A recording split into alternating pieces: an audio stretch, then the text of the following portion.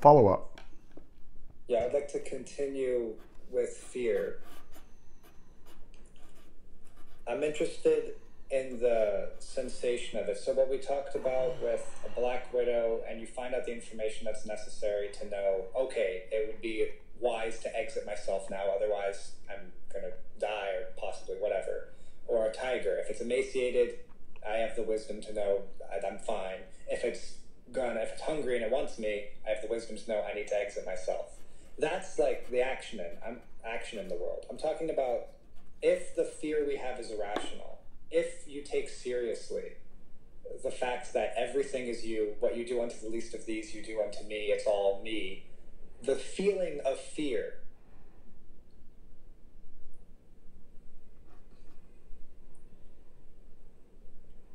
does that not dissolve? Would that not dissolve in all circumstances at all times?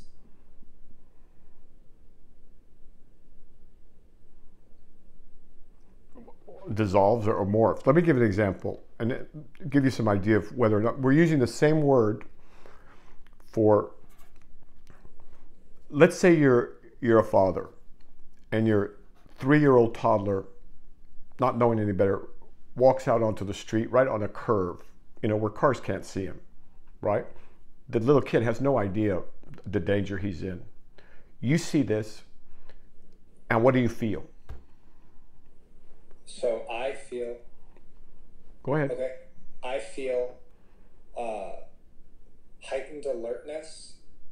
I feel usually, what's that thing? Like goosebumps or the hair rising on the back of the neck. I feel what I can only describe as like a rush of sensation or energy. I guess we call that adrenaline or stomach dropping type thing. And then action, immediate action. I run to the kid. And I would call that fear. So now we have to make sure that we're talking about the same thing. So let's discuss this, but can we do it without using the word fear? Because we mean something totally different by it. Yes, I think, yeah, that would be helpful because the label hurts. I'm talking about the associated sensations with what's perceived as a scary situation. So for me personally, my experience is a cold rush or energy of sensation in the body, hair raising type feeling, goosebump type feeling, maybe a tension in like the back of the neck or like a stomach dropping, maybe that you would have at the top of a roller coaster. Okay, we'll call it autonomic arousal. Yeah. All right. Autonomic arousal for that type of autonomic arousal. All right. Okay, so what's the question about it? Okay, the question here is, largely, people don't like that feeling and they completely avoid it. I personally, for example, have had, what's it called? A phobia towards something, and then I've had that autonomic response. And then through exposure or just habituation, it's diminished. So my autonomic response for the same stimuli is nothing. I don't know if that's habituation or understanding or whatever it is. Habituation is a neurobiological term. Understanding is the Dharma term. Extinction is the psychological or behavioral term. They all refer to the same thing. Extinction, okay. Habituation, dissipation or mutation into something else. So I can see this with one example of a thing I'm extremely fearful of. Extinction of that autonomic sensation for some amount of sense stimuli that I see, it's diminished. Mm-hmm. But if that thing I'm still afraid of were, I don't know, attacking me or something like that, then I'd get the autonomic response again. So my question is, far enough along in this Dharma work, why wouldn't extinction happen for all things that you normally feel that autonomic response for? Or is that necessarily hypothetical? It depends on what the stimulus is. But it does go away. Because the fear that people are really worried about is death. And that's something that needs to be talked about, because death, which has no dominion, right? Death, which is not what people think it is. Nonetheless, they are petrified of death. And you cannot love your own physical life more than you love truth, more than you love God, more than you love reality, and make it. I don't think you can make it to the other shore without that. I mean, I think that there comes, and this is something the Buddhists don't talk about. Nobody talks about it much, but this work requires courage. And I don't think a lot of people realize what courage is. And there's a whole, I'm exaggerating somewhat, but there's a generation that doesn't know the importance of cultivating courage, especially in the face of adversity or in the face of, some danger, depending on your circumstances. I mean, if you're a soldier, you better be ready to endure some, or to master circumstances that others don't have to. But the fear of death is the fear of death, and the fear of death is an obstacle. Okay, then I have this question. All right. If the other fears emanate from the fear of death, is a total action... Well, I didn't say that. Others have said that. I haven't not worked that out for myself yet, but go ahead.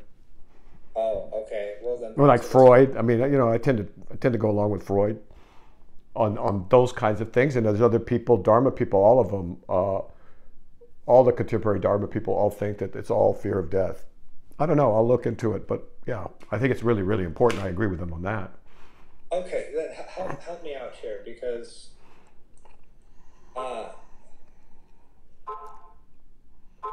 woken up, I've learned a lot more, I've deepened that awareness a certain amount, and the I don't know what you would call it, getting closer to God from it, I would recommend to everybody without doubt. Like, I would, just like you said, my life hadn't started until that happened. Okay. But when I look at this quote from Rabia, if I worship you for fear of hell, cast me into hell. If I worship you for desire for paradise, deny me paradise. But if I worship you for the sake of truth, deny me not the truth. Let's tell folks who Rabia is. Rabia is a female saint of the highest order. I mean, up there. And people imagine that the Buddhists and the Sufis, that they don't, include women, or some ridiculous idea like that. It's that women don't need to advertise, frankly, and they aren't as public. But this female saint is revered as high as any of them. Rabia, go ahead. I see that. It's beautiful, and I can understand it to some extent. But I have having a good amount of trouble getting rid of the fear of hell. That first thing she says. Because... All right, well, so you're motivated by... but how much does it motivate you? I mean, if you're driven by fear of hell, you're like the donkey that's being fearful of the stick. If you're driven by desire for heaven, then you're like the donkey and the carrot, right? Yeah. Now, of those two, are you either one, or are you something else? Okay, no, I would say that my largest motivation from what I can see is one truth, wanting to get closer to God. All right. But I can't deny that I have no idea how the phenomenon being like all of this that he gets through sense changes upon death. And if it changes in such a manner that the phenomenon would then be my hell, right? That is a terrifying thing. Say that again. Okay. I still definitely fear hell, is what I'm saying. Okay, you fear hell. I definitely fear hell. And I could describe... What about hell do you fear?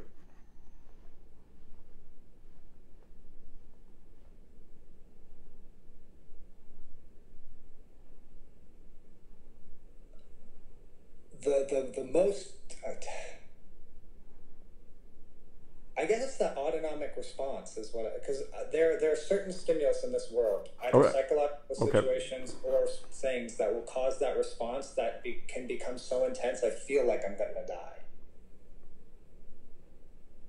Well, you are going to die. All right, so don't, no illusions about that. But tell me again, so hell, tell me what hell, again, the word hell.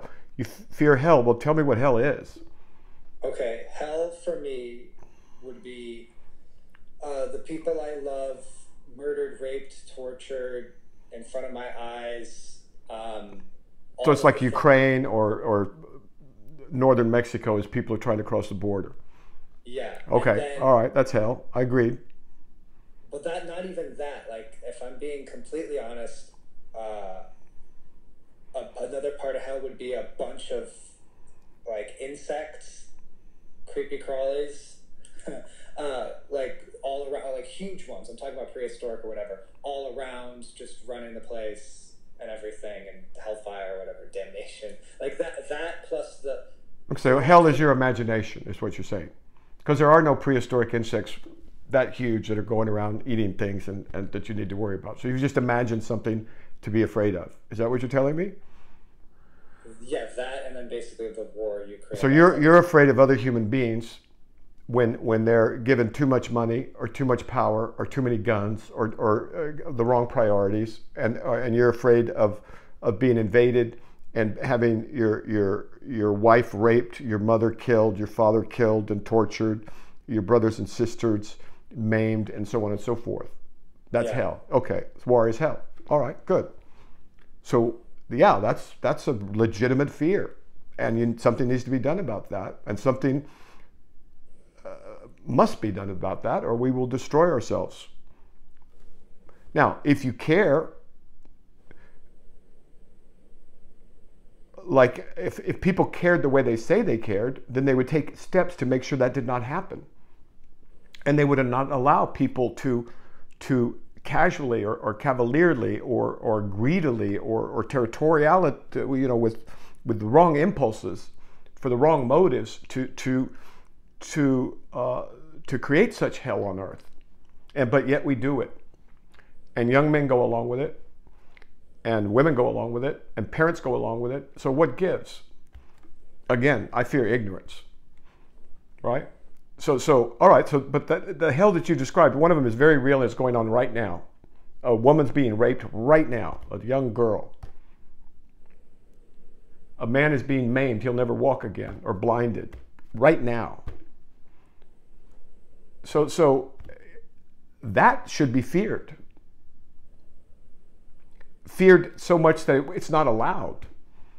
But yet we do it over and over and over and over. So what is that? Ignorance, I guess. Ignorance. But if you're not afraid of that, you don't belong on this planet, in my opinion. And there's some people who are not afraid of that because they're the perpetrators. There are evil people on this planet, I know, because I've spent time on death row with nothing but a good heart, right? And there are people who are evil. I don't know the ontogenesis of that. I don't know how that arises. I have some ideas. Invariably, they've been damaged in childhood, or almost invariably. I shouldn't say that, not always. So at any rate, there's imaginary fears. There's fears of imaginary things, even in this realm, and then there's legitimate things to be concerned about. And if it doesn't break your heart, it should make you angry, or it should make you afraid, or just anything to like stop it. But that doesn't happen. So people are afraid of the wrong things, and I would call that ignorance, I guess. Now, with the fear of death, that's very important for some people. That really is a full stop for them on this journey.